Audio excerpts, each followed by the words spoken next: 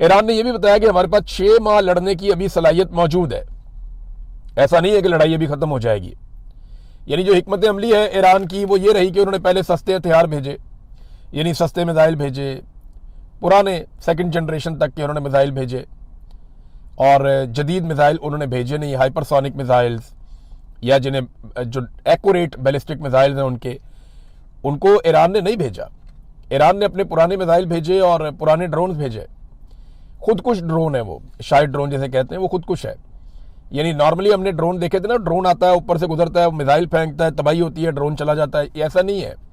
ये ड्रोन आता है खुद ही आगे टक्कर मारता है जिस चीज़ में लगना होता है। तो 100% एक्यूरेसी के साथ ये आते हैं, आगे टक्कर मारते हैं और तबाही फैला देते हैं। तो ये ड्रोन का तोड़ तो कोई नहीं है अमेरिका के पास, इसराइल के पास। जो तोड़ है, अभी बीबीसी में एक और रिपोर्ट छपी हुई है, वो पैट्रियट मिसाइल है।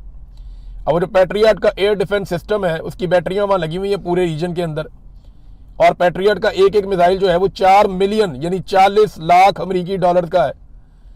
तो 15-20 हज़ार का ड्रोन गिराने के लिए ये 40 लाख अमेरिकी डॉलर जाया कर देते हैं। और 800 के करीब इंटरसेप्टर्स मार चुके हैं ये अभी तक, 800 के करीब। ये रिपोर्टें छप चुकी हैं आलमी मीडिया में। तो 800 इंटरसेप्टर्स का आपको मतलब पता है? ये जो पैट्रियट के मिसाइल हैं ये 4 मिलियन डॉलर का एक है, 800 ये मार चुके हैं। आप खुद ही कैलकुलेट कर लें कि कितना नुकसान हो गया अब तक अमेरिका को, अरब ममालिक को और इसराइल को। और ये लगातार होता चला जा रहा है, लगातार होता चला जा रहा है। तो ईरान की हिकमत अमली ये थी कि उन्होंने उन हथियारों के जरिए से जो दिफाई सलाहियत है मिसाइलों को रोकने की, वो कमजोर कर दी पूरे रीजन में। यानी अरब ममालिक में भी और इसराइल में भी अमरीकी अड्डों के पास अब वो सहूलत नहीं है जो पहले थी। अब वो हमलों को रोकने की वो सलाहियत नहीं रखते। ये बात अमरीकी दिफाई तज्जियाकार भी मान रहे हैं। ईरान के बेहतरीन हथियार बाकी हैं और उनको रोकने का जो इंतजाम था वो खत्म हो गया। जो बैरियर्स थे ना इसराइल तक जाने के लिए, बैरियर्स अगर मैं आपको बताऊं तो सिंपल ये है कि रास्ते में रुकावटें थी ना, 4-5 मुल्कों को क्रॉस करके, समंदर को क्रॉस करके फिर जाके इसराइल आता है जिसमें ईरानी मिसाइल या ड्रोन हिट करता है। ये रास्ते में बहुत सारे बैरियर्स थे ना, इन सब ने अपने अपने अड्डे दिए हुए थे अमेरिकन को, और वो वहां से रोकते थे।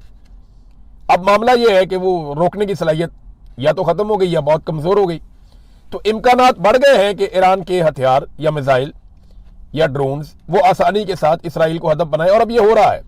जो इंडियन सहाफ़ी वहां से आए उन्होंने बताया कि जनाब ये तो मार रहे हैं इसराइलियों को, और इसराइल किसी किस्म की कवरेज नहीं करने दे रहा, वो सजाएं दे रहे हैं, वो तो 5 साल के लिए जेल में डालेंगे अगर किसी ने इसराइल में तबाही दिखाई तो।